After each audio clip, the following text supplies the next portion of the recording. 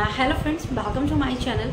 जैसा कि मैंने अपने पिछले वीडियो में आपको बताया था कि मैं रोड मैप लेके आने वाली हूँ for the Q automation tester के लिए। तो आज के वीडियो में मैं आ गई हूँ कंप्लीट रोड मैप लेके कि how to become a automation tester. So इस वीडियो को अंत तक जरूर देखें। इस वीडियो के अंदर आपको पता चलेगा कि how to become a automation tester, क्या क्या टूल एंड टेक्नोलॉजी आपको आनी चाहिए to become a automation tester. जैसे कि हम सब जानते हैं कि इंडस्ट्री में बहुत सारे लोग हैं जो कि ऑटोमेशन टेस्टर बनना चाहते हैं, या बहुत सारे लोग ऐसे भी हैं जो फ्रेशर है और वो अपना करियर ऑटोमेशन टेस्टर के अंदर स्टार्ट करना चाहते हैं।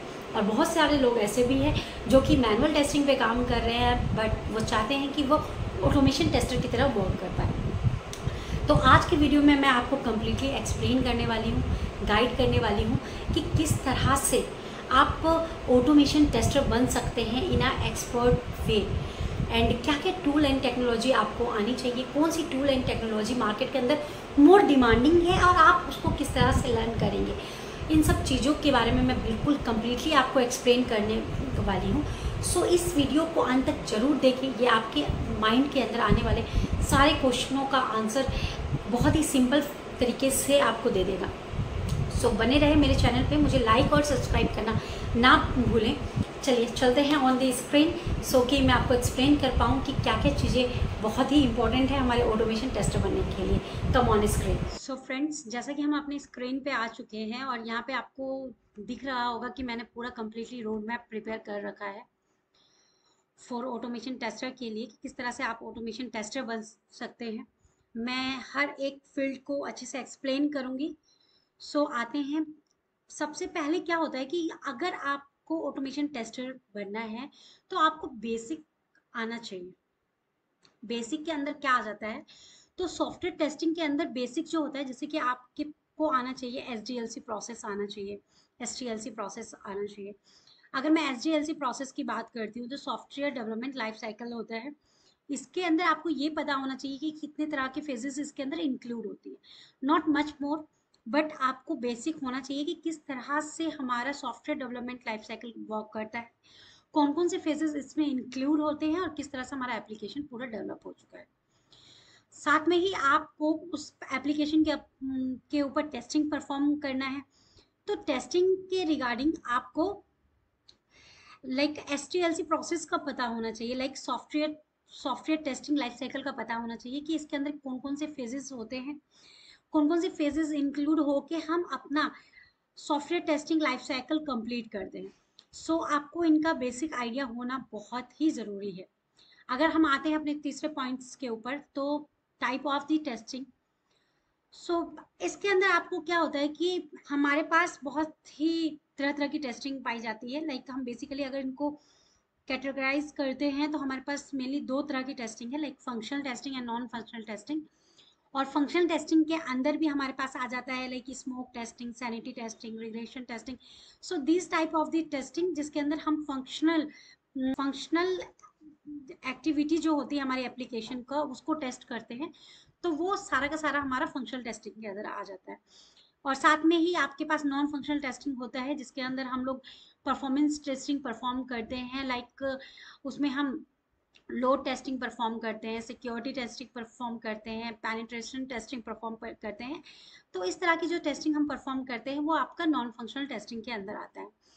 फंक्शनल लाइक आपका जो टेस्टिंग है उसमें भी हमारे different different type of techniques होते हैं। उन टेक्निक्स के थ्रू हम लोग क्या करते हैं कि उस लाइक टेस्टिंग को परफॉर्म करने का like boundary value analysis technique होता है, स्टेट ट्रांजिशन टेक्निक होता है, एरर गैसिंग टेक्निक होता है, डिसीजन टेबल टेक्निक होता है। तो इन टेक्निक्स का भी आपको पता होना चाहिए कि किस तरह से इन टेक्निक्स का यूज़ करके हम टेस्टिंग को परफॉर्म करते हैं। फिर आते हैं हम लोग अपने अजाइल मैथोलॉजी के ऊपर। तो बहुत सारी कंपनीज है जो अजाइल मैथोलॉजी के ऊपर काम कर रही है। सो अजाइल मैथोलॉजी में आपको पता होना चाहिए कि अजाइल प्रोसेस होता क्या है, how many type of the ceremonies in agile mythology.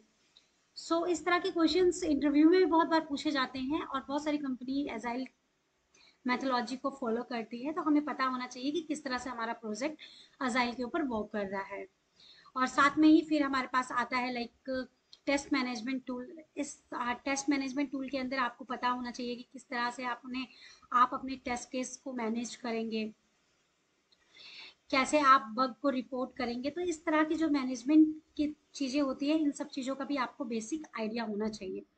अगर मैं आपसे बताऊं कि लाइक अगर आप किसी एप्लीकेशन को टेस्ट कर रहे हैं, उस समय आपको कोई बग मिल जाता है, बग मतलब कोई डिफेक्ट मिल जाता है आपको, सो आप उसको किस तरह से रिपोर्ट करेंगे। तो आपको एक बग ट्रैकिंग टूल का भी नॉलेज होना कंपलसरी है। सो आजकल लोग मार्केट के अंदर एक जीरा टूल नाम से बग ट्रैकिंग टूल है, जिसके थ्रू हम लोग ईजिली अपने बग को रिपोर्ट कर सकते हैं।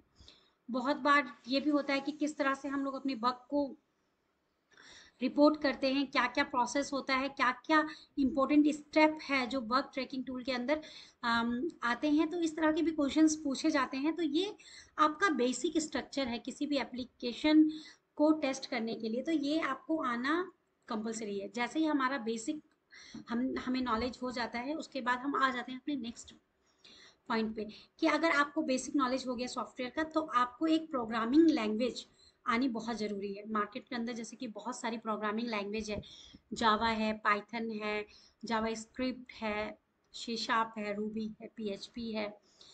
तो बहुत सारे ही लैंग्वेजेस मार्केट के अंदर अवेलेबल है। लेकिन हमें ये देखना होगा कि हाँ, मार्केट रिसेंटली किस चीज़ पे वर्क कर रही है। सो कौन सा लैंग्वेज आजकल मोर डिमांडिंग है। तो हम कह सकते हैं कि आजकल के जो मार्केट के अंदर है, जावा और पाइथन मोर डिमांडिंग है। जैसा कि मैं तो जावा यूज़ करती हूँ, बहुत सारे लोग पाइथन यूज़ करते हैं। तो आपको जावा लैंग्वेज का भी बेसिक आना बहुत ज़रूरी है कि किस तरह से हम कोड को रन कर सकते हैं जावा के अंदर। लाइक जावा है क्या, उसके अंदर ओप्स कंसेप्ट क्या होता है, डिफरेंट डिफरेंट कंसेप्ट होते हैं उसके अंदर, उसकी तरह से हम किस तरह से कोड को परफॉर्म करेंगे। मैं अपने आने वाले वीडियो में आपको पूरा टीच करूँगी जावा ट्यूटोरियल के फॉर्म में।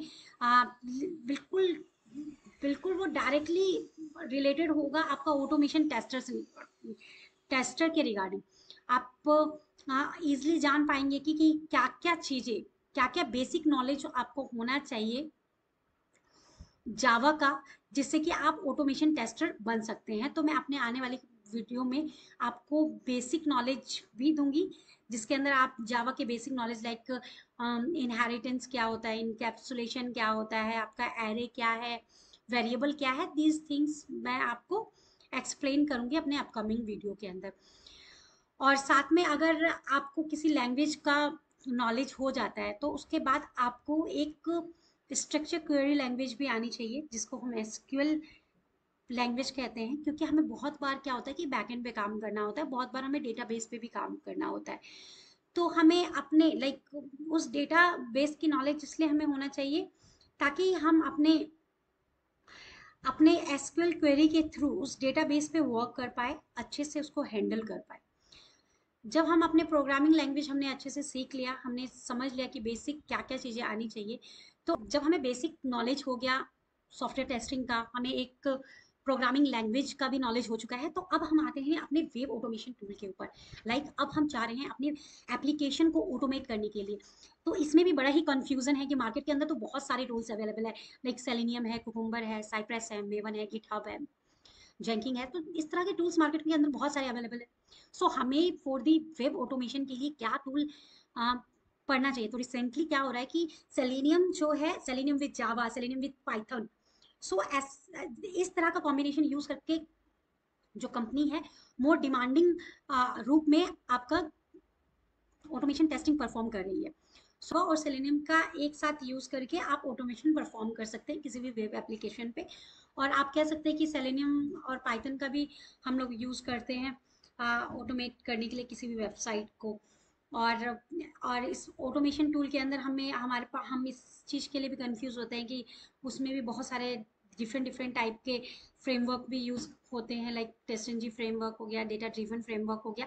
तो कौन सा फ्रेमवर्क हमारा मोर डिमांडिंग है। तो मेनली जितना जहाँ तक कि मैं अपनी कंपनीज में यूज करती हूँ, तो मैं सेलेनियम विथ जावा यूज करती हूँ और टेस्टनजी फ्रेमवर्क का यूज करके मैं लाइक वेब एप्लीकेशन को ऑटोमेट कर रही हूँ। सो यहाँ तक अगर आपने लर्न कर लिया है, लाइक आपको बेसिक नॉलेज हो चुका है सॉफ्टवेयर टेस्टिंग का, आपको एक प्रोग्रामिंग लैंग्वेज भी आपको आती है, लाइक जावा आ रहा है या पाइथन आता है, तो इनका इतना बेसिक आपको आ रहा है, एक आपने एक टूल भी लर्न कर लिया है जैसे सेलेनियम हो गया, कुकुम्बर हो गया, मेवन हो गया। तो अगर आपने इतना लर्न कर चुके हैं, इतना आप अंडरस्टैंड कर चुके हो और अच्छे से परफॉर्म कर पा रहे हैं, तो now you are applicable for applying the job. तो ये इस 3 चीज को आप रेडी करके आप अप्लाई कर सकते हैं फॉर द ऑटोमेशन जॉब के लिए। अब आता है कि क्या हो रहा है कि मार्केट के अंदर ऑटोमेशन टेस्टर्स अवेलेबल है, लेकिन रिज्यूम सॉर्ट आउट होने के लिए कुछ स्किल्स होती है जो कि आपके रिज्यूम को बहुत ही स्ट्रांग बनाती है। तो अगर आपको एक्सटर्नल स्किल्स अगर आती है इससे रिलेटेड, तो आपका रिज्यूम बहुत ही स्ट्रांग बन जाएगा और जल्द ही शॉर्टलिस्ट हो जाता है। इसके अंदर हमारे पास आ जाता है API testing, like API testing and mobile testing इसके अंदर आ जाता है। तो एपीआई टेस्टिंग में आपका लाइक हम लोग एपीआई टेस्टिंग किस तरह से परफॉर्म करते हैं, उसके अंदर हमारे पास रेस्ट एश्योर्ड आ जाता है एंड कैराटे एपीआई आ जाता है, पोस्टमैन टूल आ जाता है, लाइक पोस्टमैन टूल का हम यूज़ करके एपीआई टेस्टिंग परफॉर्म करते हैं। ये सारी चीज़ें मैं आपको अपने आने वाले वीडियोस के अंदर बिल्कुल कंप्लीटली एक्सप्लेन करूंगी, तो so don't worry about it. And after that अगर आपको मोबाइल टेस्टिंग की भी नॉलेज है, तो ये आपके रिज्यूम को बहुत ही स्ट्रॉन्ग बना देता है और आपका सिलेक्शन का जो चांस है वो बहुत ही इंक्रीज हो जाता है। तो इस रोड मैप को फॉलो करके हम इजीली ऑटोमेशन टेस्टर बन सकते हैं। और बाकी का हमारे पास जो अगले 2 स्लाइड्स है उसके अंदर जैसे आपका performance testing and security testing आता है, ये हमारे टेस्टिंग का ही एक पार्ट हो जाता है कि किस तरह से हम, ये मेनली मैनुअल टेस्टिंग का पार्ट है कि हम किस तरह से परफॉर्मेंस टेस्टिंग को परफॉर्म करते हैं with the help of load learner and JMeter के थ्रू। सिक्योरिटी टेस्टिंग हम किस तरह से करते हैं वो। तो अगर आप इस अगर आपको पूरा इसका नॉलेज हो जाता है, देन हम पहुंच जाते हैं अपने अपने लास्ट स्टेज पे, जो कि हमारा क्लाउड टेस्टिंग है, जिसमें हम कह सकते हैं कि हम डेवऑप्स इंजीनियर बनने जा रहे हैं। तो ये फील्ड्स आपको डेवऑप्स इंजीनियर्स के लिए आना चाहिए, लाइक गूगल क्लाउड का आपको नॉलेज होना चाहिए, लैम्डा टेस्टिंग क्या होता है इसका पता होना चाहिए, AWS का पता होना चाहिए। तो ये है आपका complete road map for the automation tester बनने के लिए। होप कि आपको ये बहुत ही अच्छे से समझ में आया होगा। So don't forget to like and subscribe my channel.